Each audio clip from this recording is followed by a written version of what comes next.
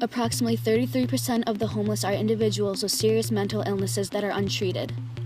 According to the 2015 Annual Homeless Assessment Report, there are 169,000 homeless people with serious mental illnesses. So right now, we're in a typical upper middle class neighborhood, here to interview some people, really get some up in front, just information. So our first question is, if there were to be a housing establishment made here, how would you feel about that? How would you feel about people living in poverty coming into this neighborhood?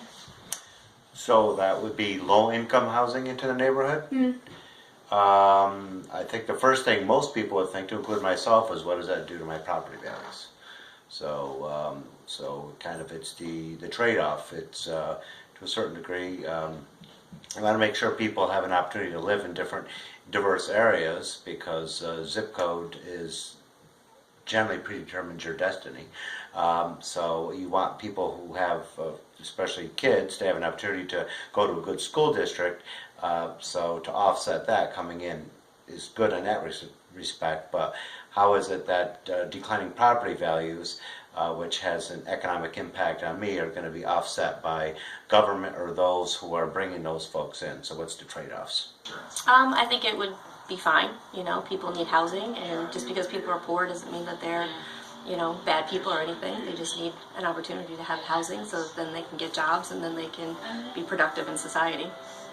But do you think the low income would affect your properties? And probably, Yeah. So I'd have to think about that part of it, but it wouldn't bother me.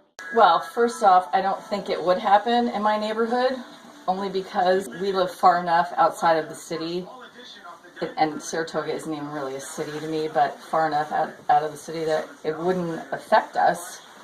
And I think that people in power have made a point to do that. So if in fact I were to live in the city, I honestly would not have a problem with low-income housing being next to me. I would, without a doubt, have no issue with that, because I think people do stereotype what that brings in. I mean, even look at like Jefferson Street, all that.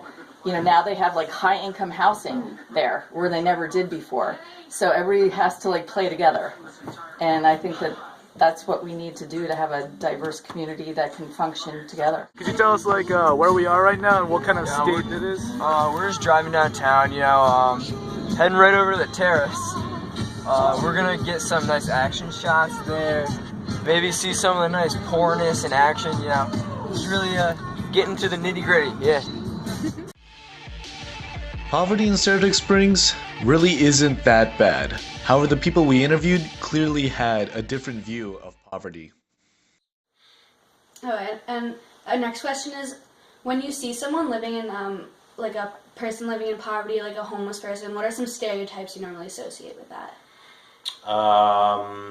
So stereotyped as a negative, not necessarily what the research shows. I would say lazy, alcoholic, drug addict, poorly educated. The stereotype for homeless people today is so much different from when I grew up. When I grew up, it was like, oh my gosh, there's a guy with a bag over a wine bottle. Today you have educated people that are homeless. And it breaks my heart that even in this community, we have people that, they're not degenerates. It's like they didn't want to be this way.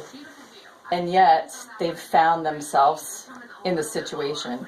And I think that's why it kills me, downtown they're doing things, changing where they can be or where they can stay. And, it's part of life, part of being in the city, that whole thing where they had that thing where you couldn't sit down and whatever. I mean, it's people that are homeless don't necessarily want to be homeless, and they're not just degenerates that haven't contributed to society at some point in their life.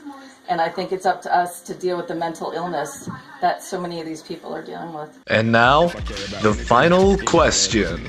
Why do you think that people in other communities typically try to hide poverty? I think that people hide poverty because they are embarrassed. They don't look like the norm. They don't have the things that the norm have. So they want to kind of, blend in. Well, because it's a branding thing. So if poverty being very evident is going to decrease the branding or the popularity of that particular town or cities, neighborhoods in particular will move people along and gentrify and kind of push people into different areas so they can not be exposed to that. So it's just a function of making sure that the economic prosperity of that particular area or city is maintained. When we walk past a homeless person or someone living in poverty that is struggling, we tend to mainly think that that person is lazy or incompetent. The closer poverty is to the face of those not in poverty, the uglier it is. And this in turn has made us think that the person is ugly while poverty itself is ugly in the problem. We live in a bubble of our own creation, such that we think that we could never be like one of those people we see living on the streets. One of those people that we assume to be dirty, lazy, and alcoholic or uneducated. We have ostracized the homeless people and the impoverished so much that we think we can never end up in that situation. In reality, the average American is already living from paycheck to paycheck. Poverty is not that far from us.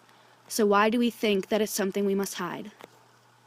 Works cited http://www.treatmentadvocacycenter.org/fixing-the-system/features and news/2596. How many people with serious mental illness are HOMBLESS https://www.census.gov/prod/3/98 pubs/smabd97.pdf http://www.npc.umk.edu/poverty/